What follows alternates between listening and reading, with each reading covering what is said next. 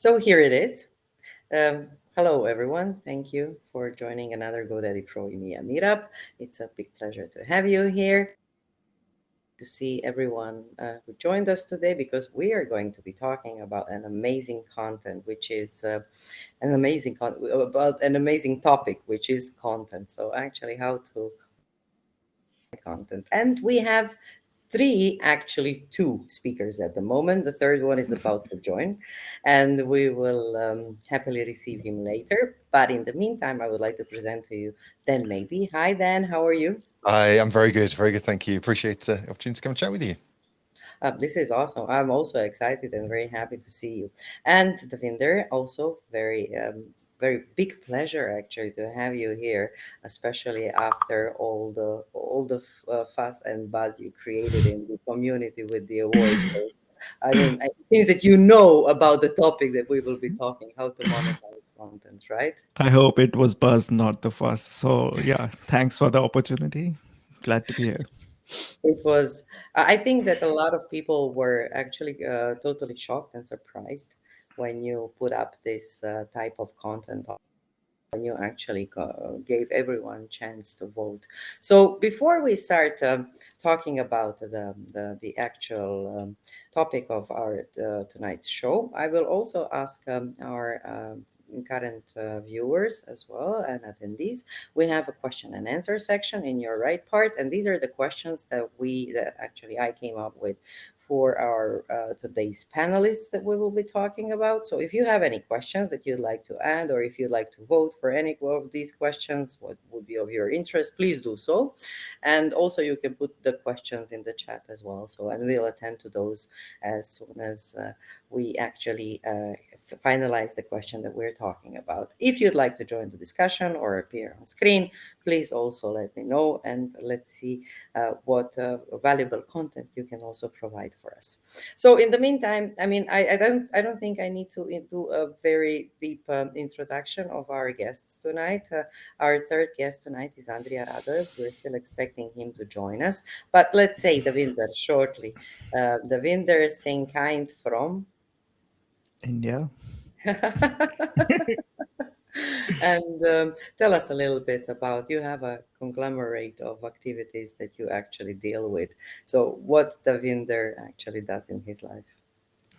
Well, I started like almost 18 years ago, right out of the college. Well, I was in college during those days. I started as a blogger, then started that one man web agency, which people say with we do this, but it was just me doing it. So after that, I transitioned into, during the agency period, I transitioned into design and development, also sold few products, digital products, like themes and, digital packs. And then courses came. Now I, besides doing little bit of projects here and there, but I mostly do consulting and coaching, basically teaching people how to make more money from their own money. Besides that, I love to do a niche projects. I have a lot of niche projects which I've learned a lot of things from everyone. Obviously a lot of them have failed, but I don't take it as a failure. It's more like a learning process. So as of now, if you really want to divide my income streams and all that, 60% of my income come from my projects and consulting and coaching, and rest 40% from website stuff and the management stuff and design and development. So yeah, I do a lot of things. And if you want to know a little bit of spam stuff I do, just go to idavinder.com. Amazing, but it seems that your day is quite full, right? So Dan, how about yours? Is your day as full as Davinder's? I certainly like to try and pack it out. I'm the founder of Big Orange Heart. It's a non-profit supporting and promoting positive wellbeing and mental health within the remote working communities. But I'm also the founder of a digital agency.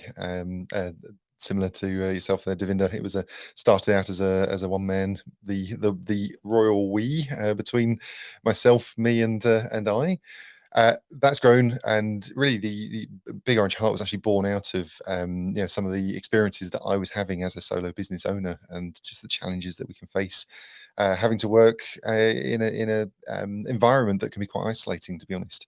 So between my digital agency and Big Orange Heart, I certainly keep myself out of trouble. Thank you very much for your introduction. Now that we have reached that we have finished the introduction part, for those who might not actually have an idea what all types of projects you guys are handling, and thank you very much for everything that you're doing for community. My first question to you would be, what are the prerequisites to monetize a website? In question, simple, is any website can any website bring money? I think possibly the answer to that is yes, with a big dollop of, of caution. Um, yeah, I mean, there are many routes to monetizing websites. Obviously, it depends on what is the website? What is your end goal? What are you actually setting out to achieve, essentially? Are you looking to build an ad-driven site? Are you wanting, is that your ad revenue, your focus? What is the essentially what is your route to market, and why? I think is in why are we doing these? Why do we take these projects on? That often needs to be answered, because there are so many different routes for us to be able to monetize our sites, that we do need to have a clear vision, and we do have a clear route to market for ourselves when it comes to monetizing our websites. There, what do you think? What are the prerequisites of a I site think conversion? you asked monetizing a website, but it's like 2021, we're going into 2022. So I'll just replace the word website with content, because I know a lot of people who don't have a website, yet they produce a lot of content and they make a lot of money from it. And one of the easiest way to do it, like a lot of people have Substack, newsletters on Substack and other platforms. And what they do is they just build an audience. And then after they build an audience, they sell a product, a digital product, and that basically funnels into everything good about money and dollar signs. Now if you have that traditional website, now you need to ask a question of whether you're going to monetize it just with services backed by the content, or you just going to make money from in a traditional manner. You have a content, you've got ads, and they're going to make money. Now that format still works, but there's a lot of diversification now. Like when I started as a blogger, like so many years back, anything you write was number one the next day in Google search. Now nothing of that sort happens, right? And now, not n- almost 50% of your audience would be on social media and they won't be actually using Google search. So the people, your audience has diversified a lot. So anything that has eyeballs can make money, but you got to be smart enough how you want to make money and how much bravery you want to show while you want to make money. Because I can give you an example. Like there are two people with two websites and they want to say make money from sponsorship. Now one can have a conservative approach and say, oh, no one's going to pay me more than $25 for a sponsored link, so let me put $25 there and hope for something, right? And case number two, little bravery, no, I'm just going to put $100, let's see what happens. Now someone gets one sponsor for $25, the other one gets one for $100, right? Now because in it depends. Like if you are monetizing your content with sponsorship and other ways, people don't really look for numbers and all that. They just look for value based relationship. So when you are monetizing your content other than the traditional way of putting Google ads and all that, just be a little brave and do a little bit of market research. Like if you have a competitor who's selling the same sponsored link for $100, don't do it for $50. You can do it for 75 in the start. So don't bring the whole ecosystem down with yourself, because price perception does matter. Now Apple sells iPhone for $1,000 plus. It's not that it spends a lot of more money to make those five phones. They still cost almost same as Samsung. It's just the perception. It's just the brand value that they've created. So, and $1,000 plus for an iPhone or an Apple product is a normal thing, right? So you got to be careful in matching a lot of parameters when you're monetizing your content. And most of the time it's people who are selling services, they want more clients and they're going to piggyback on content. So again, then your content has to be a little different in terms of talking.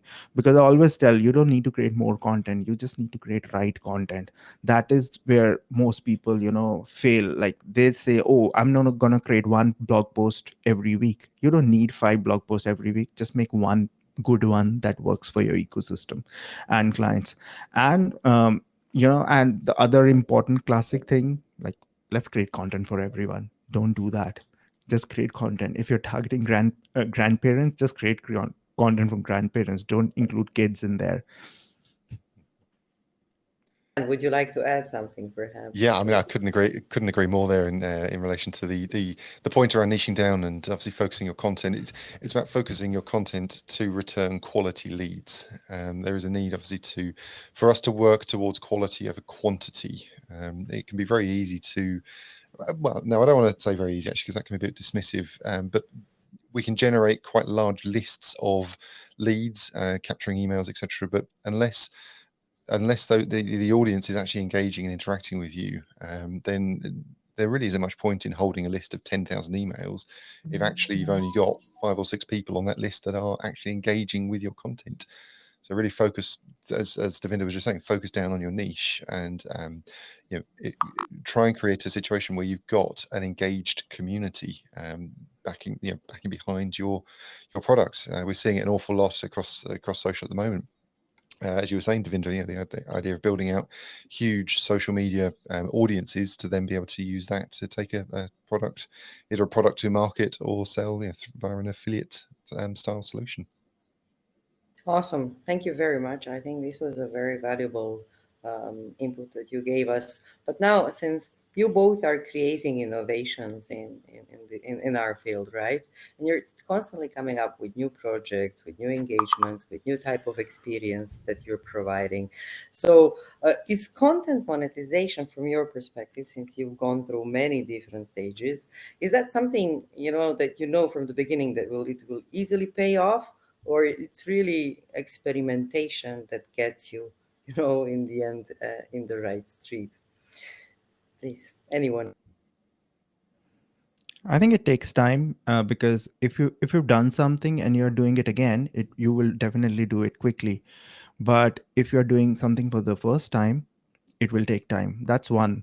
Second, it depends who you are, at what stage you are. Now, if Dan launches something, he has the audience at the Big Orange Heart and WordFest, and he can always funnel that audience to the new project, right?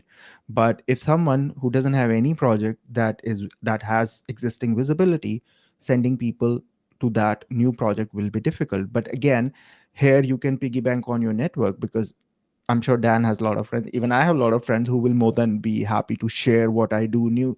And a lot of my new projects get a kickstart with that specific thing, because you share your new thing with your friends and they are in this almost same ecosystem, and they share it in excitement, and just because, friends. So that gives you a big, kickstart.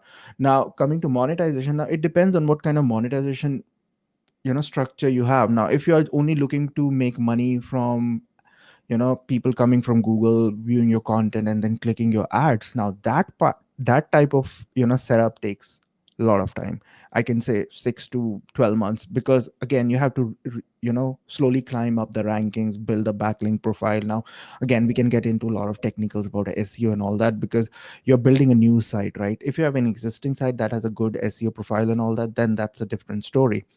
Again, if you are known in the ecosystem, you can just say, hey, I don't want to use Google Ads, let's put sponsored links. Now, for sponsored links, you gotta have network, right? Now, those people are not gonna sponsor it just for the traffic. They're gonna sponsor it for the value, for the linking to that specific brand, because they feel that will help their brand also, just advertising their brand on their brand. So there are a lot of again, parameters, because in today's time, content has a lot of meaning. Like, it in older times, it was just write 5 6 paragraphs, you're done with it. Now it's not.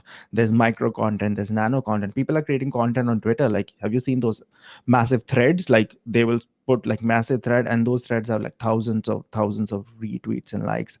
I've yet to create one, but it's good to see other people creating it and getting engagement. Yeah, I think we're in an ever-changing industry, aren't we here? And trying to keep on top of that can be a challenge for anyone, particularly those that are new to the industry, that are trying to create something new. This idea of building on our warm networks, even if that is working, starting with friends and family, to get the message out there. It is a place to start. But there is I think my greatest takeaway from the things that I've delivered to the community, both within the WordPress community and outside of the WordPress community, for me, it's been about persistence and being able to be persistent with that vision that I've had for products and services that I've brought to the public. And it can, I'll say, it can be heartbreaking sometimes. That need to keep moving forward when you maybe not seeing the traction that you're expecting, or you're not seeing the return that you thought you might see within the first 6 months or the first 12 months or whatever the time frame that you've set out. Having that ability to be, to have that drive and the persistence to keep moving forward is something that I've really had to rely on heavily. If I look at Big Orange Heart now, it's we were getting some incredible praise off the back of our Giving Tuesday. We had a very successful Giving Tuesday in terms of the funds that we raised over that period, but that's not something that happened overnight. It's taken more than 5 years now to bring that brand into the community and to create it, to get it to a point where it's such a recognizable brand that people are going to make a choice on Giving Tuesday to go to our website and make a donation. So I think from all of that, for me, it really is about that kind of persistence to be able to keep moving forward. Awesome. Andrea just joined us. Andrea, can you unmute yourself? Hey guys. Hi. Hopefully you will see me in a moment. Hey, finally. Hey. Hi. Oh, you're muted. Maya, you're on mute. Yeah, it happens. My neighbor is constantly doing something in the apartment, and I'm just trying to reduce the noise. But then I reduced myself. All right. So, Andrea, thank you very much for joining us. We already answered 2 questions, but I think it's the right time to introduce you. Okay, let's do some mix-up of the topics and the subjects, and let's change the energy. Tell us, please, what you do, and tell us, please, about some side projects, perhaps, that you are working on when it comes to content development. Thank you. Hey guys, sorry for being late. Had some technical difficulties. First of all, I'm working for GoDaddy WordPress Premium support as technical website builder. We are supporting customers which have small businesses mainly, or blogs, e-commerce stores that need basically we are supporting guys that have some content that needs to be sold out there in the market, and they're having lots of difficulties, technical difficulties. Sometimes they have marketing difficulties.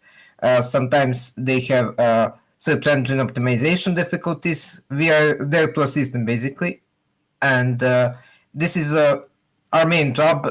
We are helping them ease their pain basically of using WordPress websites, using WooCommerce stores, helping them 24/7, holidays included.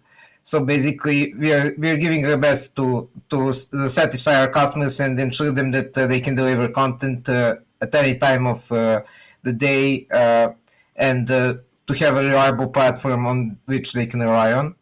That's my main job basically. Apart from that, I am also since 2014 I am running a game development studio called Thunderstrike Game Studio, and this is basically my side project. We're developing video games. We started with casual games, learned some content creation mistakes the hard way basically, and then our current project is basically an audio game. It's called Zounderk, which is designed to help visually impaired people and also educate people about the lives of visually impaired people, because there are lots of stereotypes in this society. So it's in itself, the game is very unique and very interesting content which is there on the market. we are currently in early access version, and we are basically looking to find the best ways to monetize it, obviously, to keep it going, to produce more of the similar stuff.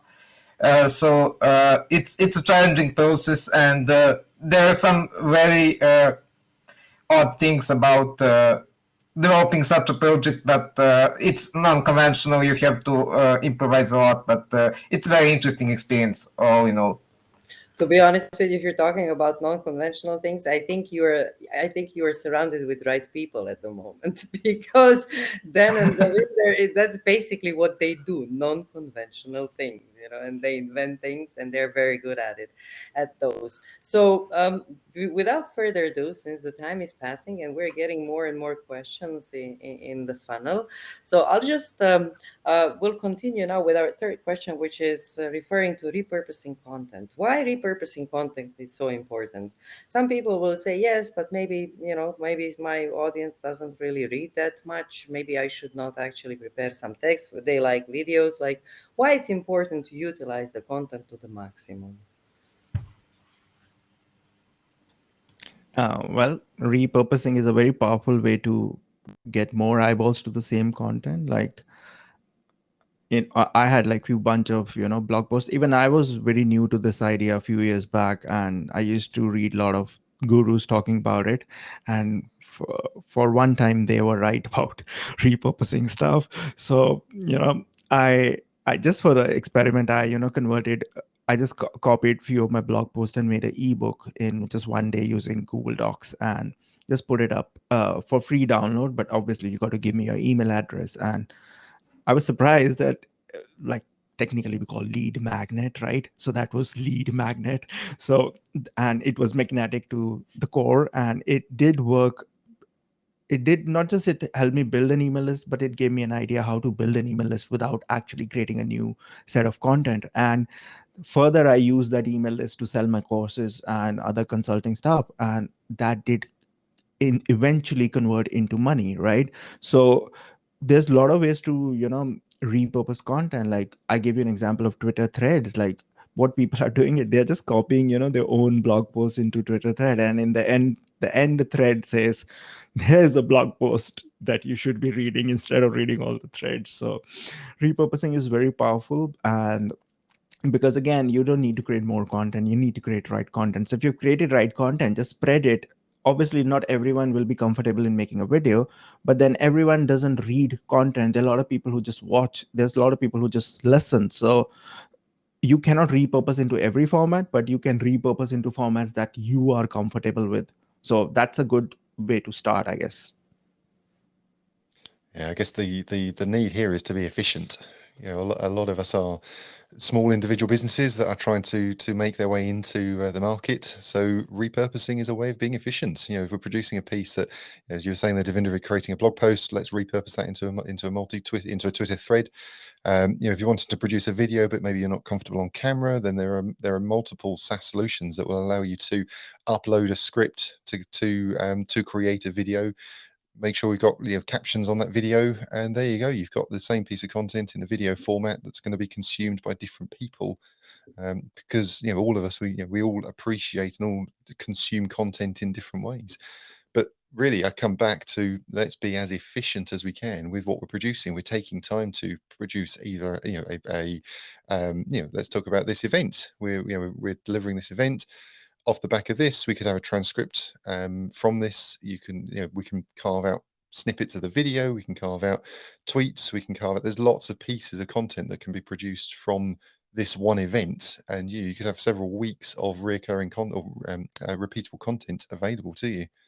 And it doesn't stick within just the digital space. We actually, I'm not sure if I'm okay to say this, but we've actually just produced this coloring book, it's full of repurposed content that was produced for Big Orange Heart by the community.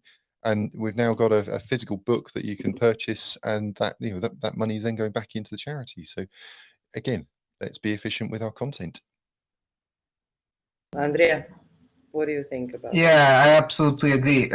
Basically, there are lots of different ways to repurpose some content, and there are actually content that you never thought that can be repurposed actually, and it can be repurposed. I have a funny story about that. I made the game.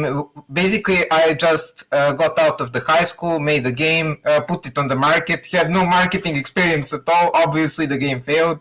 I had maybe 500 downloads or something like that, and obviously, of course, that's learning the hard way. Few years passed, and a guy with whom I cooperated on a website development project wanted to create a game for his company, and he was basically desperate. He wanted to have multiple games on his website because he wants to drive users to it. And he asked me, "Hey, you developed some games in the past, right?" And I said him, yeah, I did, but they did not have too much success, you know. And he told me, hey, why don't you? Do you have the code of the game? He asked me first. I said, yes, I do. Can you basically change a few stuff with your game and uh, basically put it on our website so that people can download it and have something basically on the website to have in the library? And I basically was like, how is this possible? Is it really possible that you can do that? And basically, small things like that can make lots of difference. And I'm from that time on, I'm asking people, please, guys, no matter how bad you think your work is, save it, have a backup copy, preserve it as much as you can. I've seen also the bad practices. Basically, sometimes people just throw away what they made. Don't throw that away. It's very important that you keep it. You never know when you will need it. Thank you. Awesome. I've learned a lot, and I thought I knew something about content, but you just opened a couple of more windows for me. So, what about ways how to monetize website content? Does it depend on the industry, or it depends on the trends? I mean, would you be able to give us a couple of, from your own perspective, couple of ways how content could be monetized? Okay.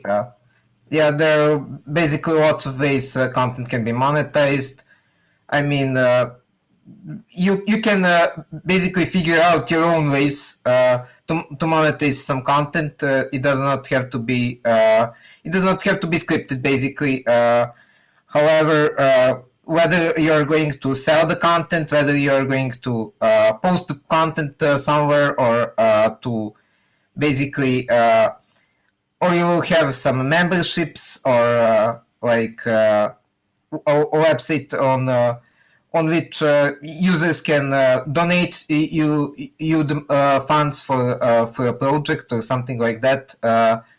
There are lots of unique models that you can explore. It's basically there is no rule which model will work the best for you. You have to do a research on that.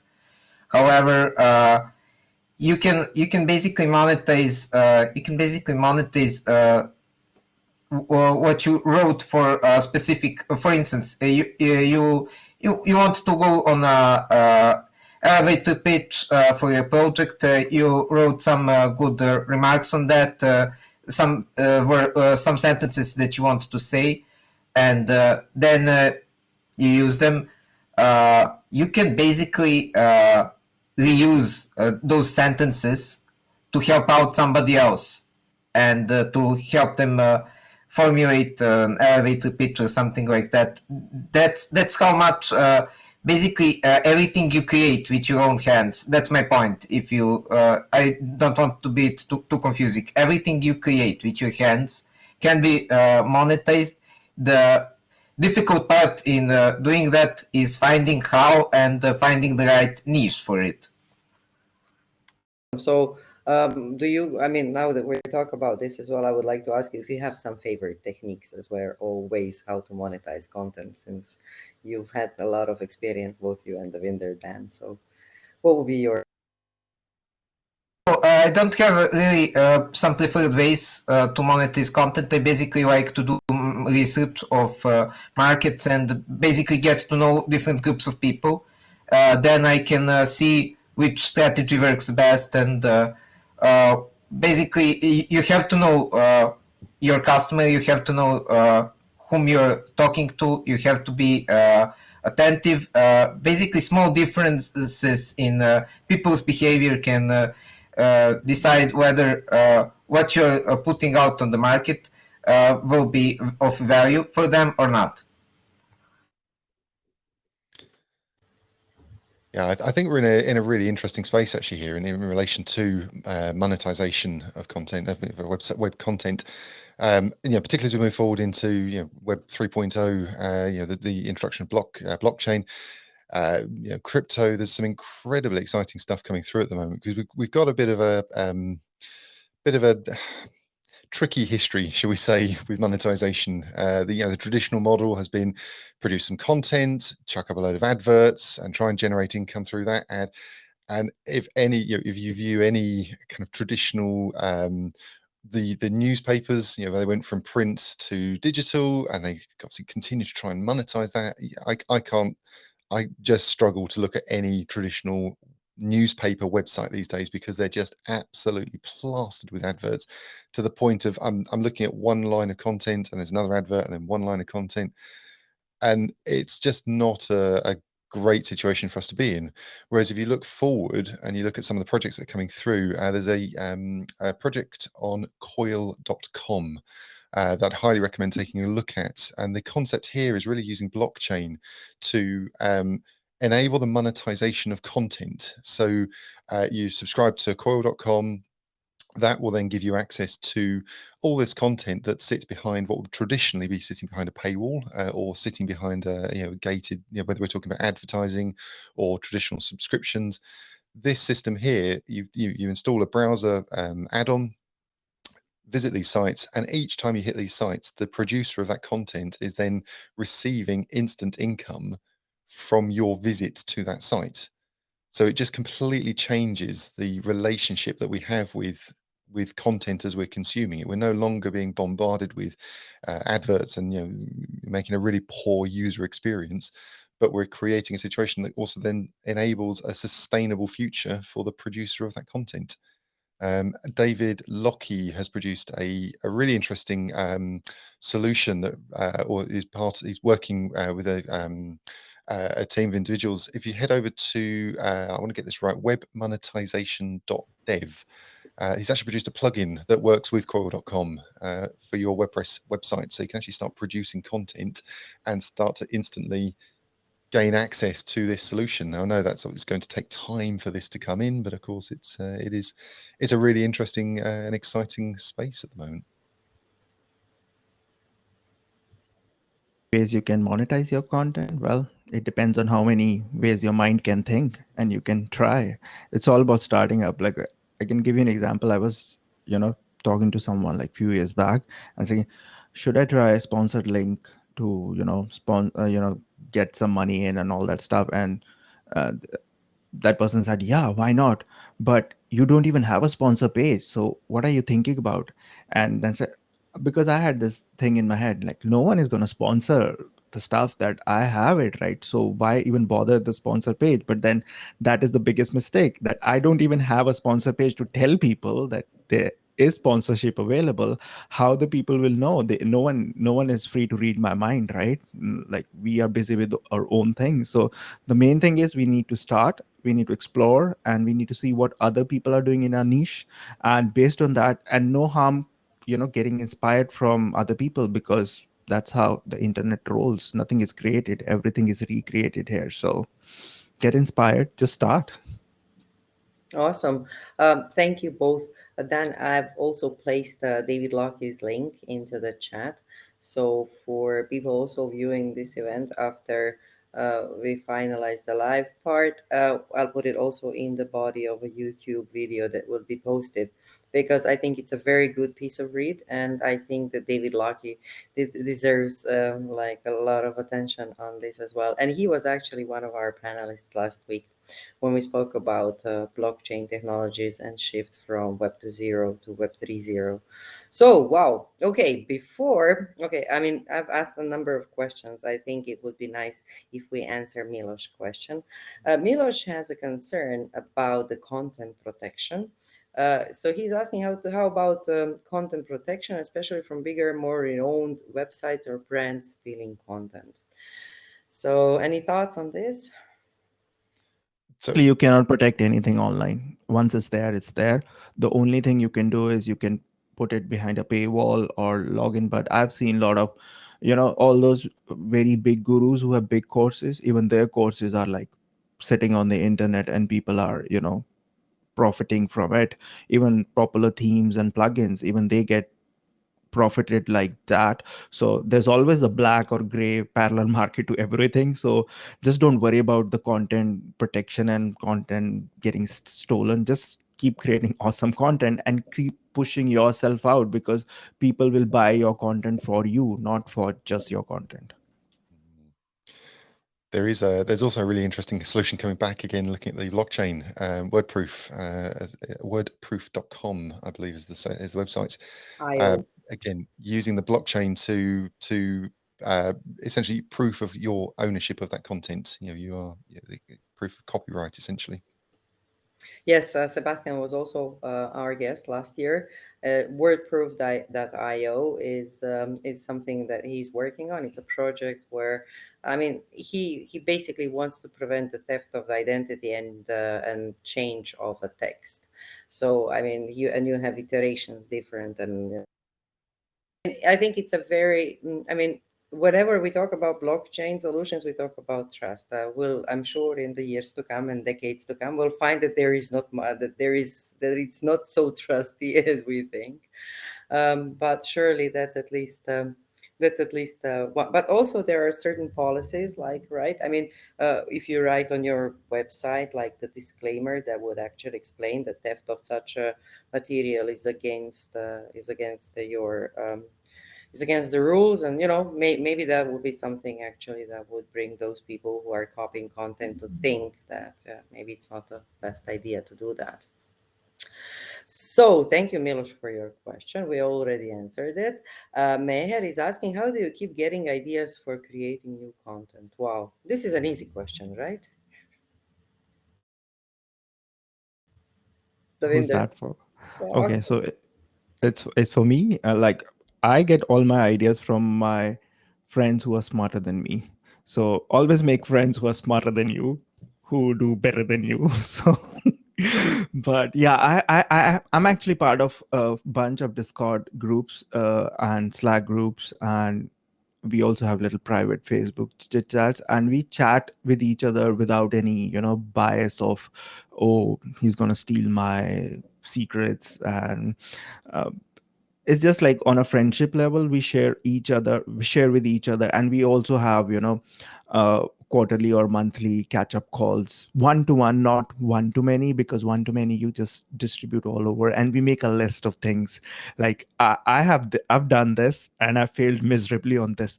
Yeah, obviously failures are a little more than the success, but you only need one success, to be honest, in shining your star a little higher and brighter. So we just interact, because every person looks at specific thing differently, and everyone has a different. I always come to that point of bravery. Now, it's not the bravery of fighting, it's bravery of experimenting and thinking. And we all have different quantities of bravery and thinking, and we perceive things differently. Obviously, we also have cultural differences. Like, when I started building website, all my clients, since like I started like 18 years back, have been from US and Australia. And when I started, I didn't know how many zeros I have to put in a website design and development code estimate, because I just did not know, because I don't live in US, right? So, but I have a lot of US friends, and they tell you're missing 1 0. So I've been adding few zeros now, so that helps. It's just you got to live with people. You have to live with people who are in your ecosystem, because the things I talk with them, I just cannot talk that to my relatives or my parents here. They will say you're talking alien language to them, right? So don't even bother doing that. So make friends who are smarter than you. And again, friendship goes two ways. Like you share it's not about secrets, it's about sharing, because we live in WordPress ecosystem, and in WordPress ecosystem both competitors can, talk to each other. Like Dan was giving example of Nathan Wrigley from WP Bills. When he asked me to do that contest thing, I said, why are you wasting time? Just give me login, I'll do it. Like I didn't even know that he was doing for Big Orange Heart at that time. Obviously he told me later, because he was just asking for the technical stuff. So just be helpful with people, and whatever things that you put from your end in helping people, mind you, everything comes back, some in form of recognition, a lot in form of money. So get ready. Andrea, do you have anything to add? Yeah, I do. Basically, regarding creating new content, I would personally agree with Davinder, because it's really important to basically fire rocket ships to the space and see how they will perform. There is I am probably overusing this quote, but there is a quote from Wayne Gretzky: "You miss 100% of the shots you don't take," and that's precisely true for content. If you don't put the content on the market, you will never know whether it will succeed or not. I like this. We don't get many quotes. I don't know. People stop quoting for some reason. I don't know why we don't put quotes, more quotes. Oh, for the next meetup, I'll prepare a number of quotes so we don't miss out on those. And about our next question would be, when we talk about flipping or selling already existing websites, what would be the factors relevant to website valuation of its price? So we're talking about content price, right? As well as some other technical aspects that we will be looking at. Dan? I mean, I can't speak into specifically the what would we be looking at in terms of the valuation and how we would go about evaluating. But I certainly would, if you're getting into this and this is the route that you're looking to take, due diligence. We absolutely need to be going through and making sure that what we're looking at here is genuine. We know it's if we're looking at one of the metrics that I often see banded around in terms of making sure that this brand or this product or this service that you're potentially looking to purchase, look at social proof and social media. Unfortunately, it's actually very easy to fake enormous social media followings. So be very, very careful, be very cautious, and just take the time to do your due diligence when it comes to looking at purchasing another business. Because that's what you're doing. If you're purchasing a website, then you are purchasing a business. You're not doing this for the fun of it. You're doing this as a business decision. So take your time, do your research, and there are many ways to do that. Depending on where you're located globally, there are various services that ensure that businesses are who they say they are. So I say just take the time to really research who you're purchasing from. Yeah, that is very important. And I would just like to add one of my examples. Basically, it's not directly related to what you said then. However, it is very similar. I had a customer basically who is having a blog, and he had issues with his website. His website was going down because of overload, and we noticed bot traffic on the website. So basically, his website was attacked by malicious bots, and we installed a plugin on his website to prevent this traffic, and everything went fine. And a few months passed. This customer reopens his ticket, and he's very angry, basically, and he's saying, "Hey, my traffic on the website dropped down by 75%. What happened?" that was really funny. I mean, I think we need to bring you more for these funny cases, since that you have a lot of those to mention, right? So, regarding, is there anything else that Devinder perhaps you'd like to add to flipping? Well, to be honest, I've never sold any of my side project. They've been sitting like trophies, all those failed ones, and the winner one brings in money. But I've helped few of my agency clients buying few very expensive domain names, and most of them bought it because they had a lot of money sitting somewhere. Because this is what happens, right? Not all clients listen to you, so when they want to buy something, you just do your service of helping them get. And buying domain is little less risky than buying a service oriented business or content oriented business, because there the you have to evaluate a lot of things. With domain, it's not that much. It's just domain age and all this black hat and white hat profile thing. So yeah, I'm not into buying and selling. I prefer to create my own thing from the seed level. Conventional, as I said at the beginning. Expect the unexpected, right? Still, I just like to remind everyone, still there's time to ask your questions. We're reaching our last question for at least from the official part when it comes to the content that we could have think of. So if you have any other questions, please put those so we can continue with the conversation. So there is also a what to do. You gave us a number of to-dos. Is there something not to do? What you wouldn't recommend, or what you think would require in-depth research, experimentation? I think getting basics right is the first thing. I like, even just for simple thing like sponsored links. I've seen so many people make a mistake. They will put a sponsored link without adding a no follow or no sponsored attribute. Like that is like Kindle level mistake. And those mistakes are done by a lot of big brands, which because again, you can say, oh, I don't care about Google, but then when you have set of rules set for different type of linkings, you should follow it.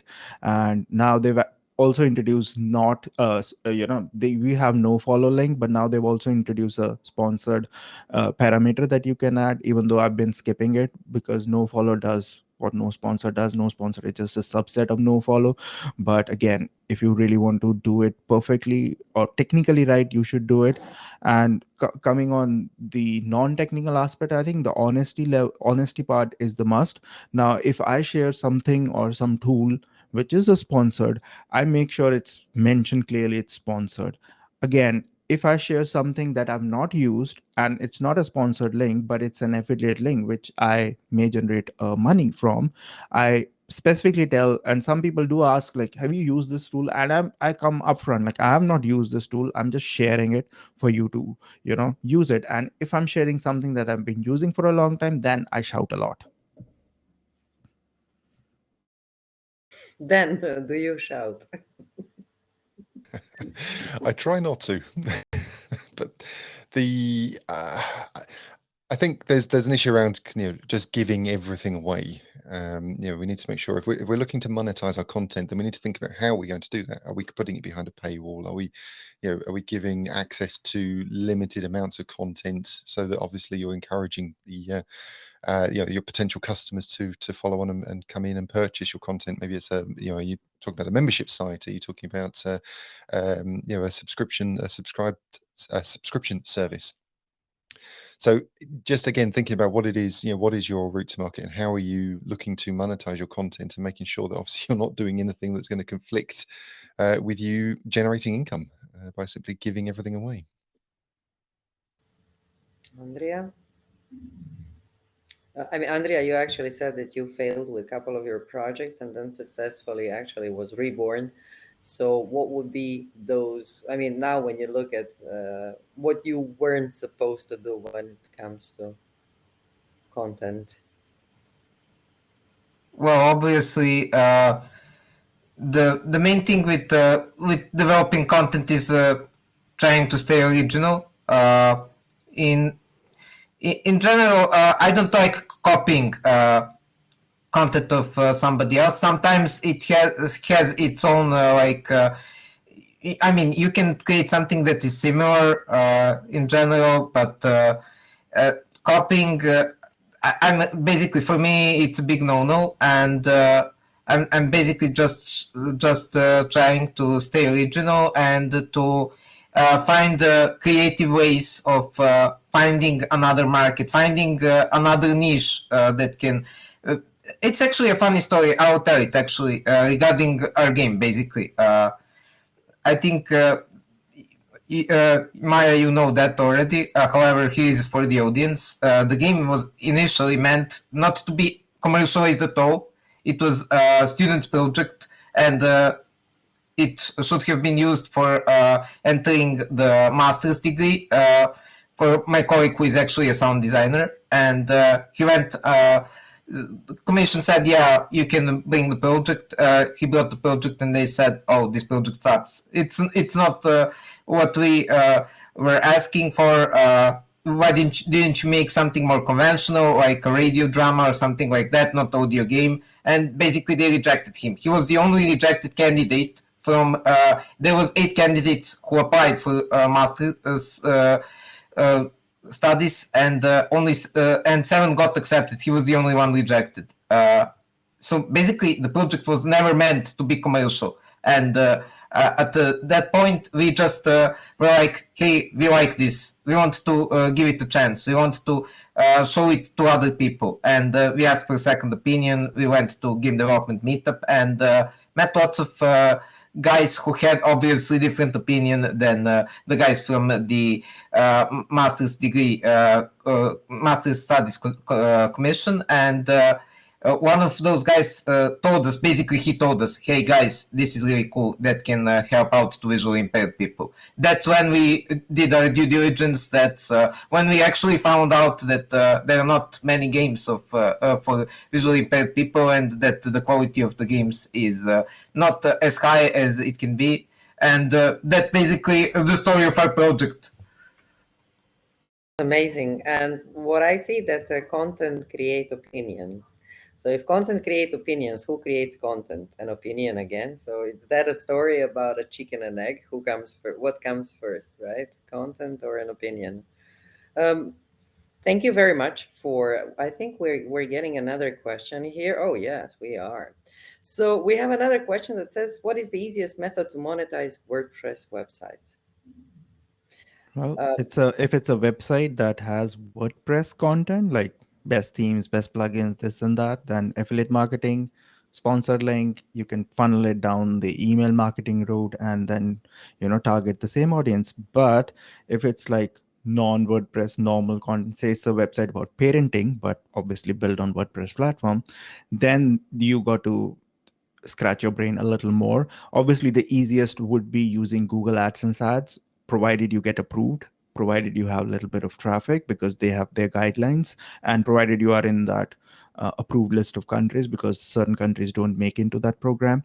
So again, it depends on the type of content that you have.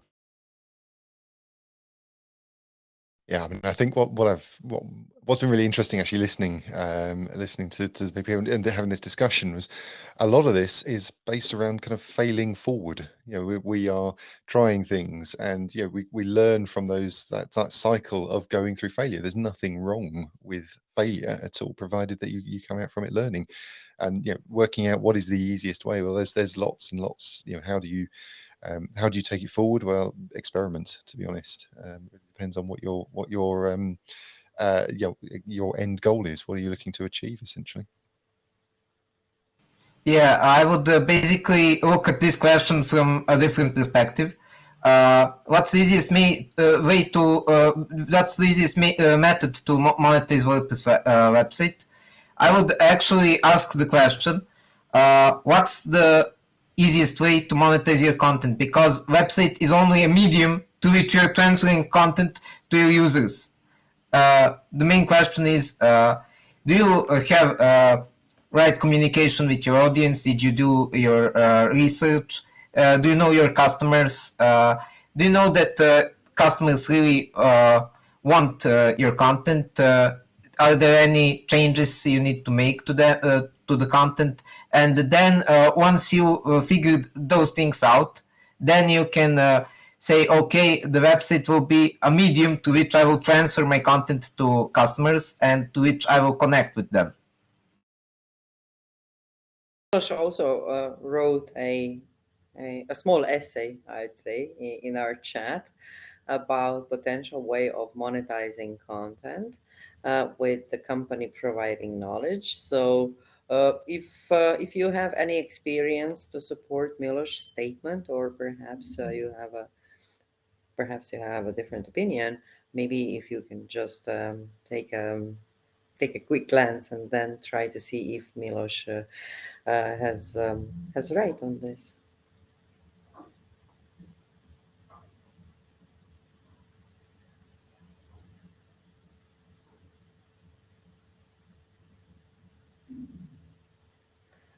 Yeah, Dan, say. Sorry, I was just trying to read through the. So what are we saying here? So Basically, that internally something was not actually, it was taking too much time from people to do that, and then he found somebody that could do it externally, and then brought but it is a monetization of the same content. It's just a different technique. Yeah, basically content is going into driving more customers to their services. So it's in the end, it's Mhm. still the money thing, the end part. But instead of having ads or the traditional thing, they are just using the content. A lot of companies do that, and even in WordPress space, they do it. Especially the WordPress maintenance services type of companies, like they have a lot of WordPressy content to attract. Because again, WordPress users are also WordPress agency owners and freelancers, and everyone is their target audience. So yeah. True. True, and now finally to conclude, since we don't have any more questions, and Milos actually really, Milos, thank you very much for your comment, because it really brought us another perspective, or how a how a company can actually become profitable with the same amount of content, or with the same amount of people working on it. So, any final conclusions from your end? Let's say when it comes to, I mean, first of all, how do you have to have lots of nerves, and how long you need to be patient? Is the patience the key to content monetization? Is that something we're looking for? Are there any like or the customer is the focus? I think consistency is the focus. You should be consistent in what you're doing for at least few months. If it's not working, go to plan B. Don't keep sticking to plan A for a few years and then you're in depressive state of mind and you don't want to do anything, right? So if something is not working for say 2 quarters, do a review, talk to people around you in your ecosystem, ask for their advice. There's no harm tweaking. Every project that starts get tweaked a lot. So be ready to make changes, be flexible. Nice. absolutely, yeah, measure and review, and come back, make sure that you're moving in the direction that you set out. Is the thing that you're producing what you want, essentially? Are you getting out of it what you need as a business owner? Hmm. Andrea. I agree with Dan actually. Oh, okay. I thought it would be more elaborated, but it's No, okay. no, no. Actually, like I I said, copied then. everything that No, you should say I copied then. Okay.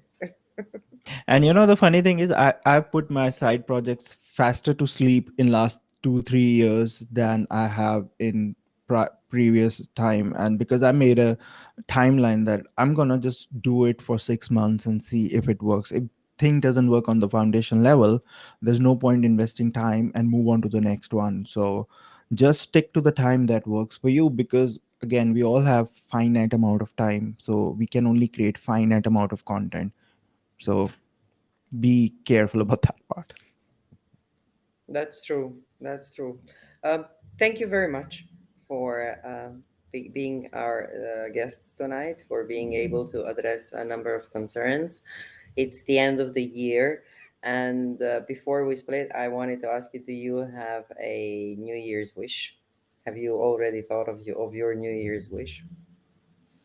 No, I'm not into New Year wishing game, honestly speaking. You have But your limits. I've already planned for the next year, not like big blueprint, just one page doc file that I've shared with few of my friends and brainstormed. And because I prefer to write in doc file, but my friends like to create that fancy Venn diagrams and funnel things.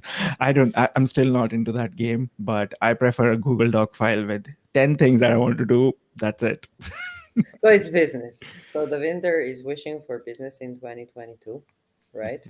Whatever I do is all fun. Actually, it's not business. Obviously, it makes money, but I actually enjoy what I do, to be honest. And it has taken me a lot of years to reach that stage, because we all start in a struggling way trying to find our sweet spot.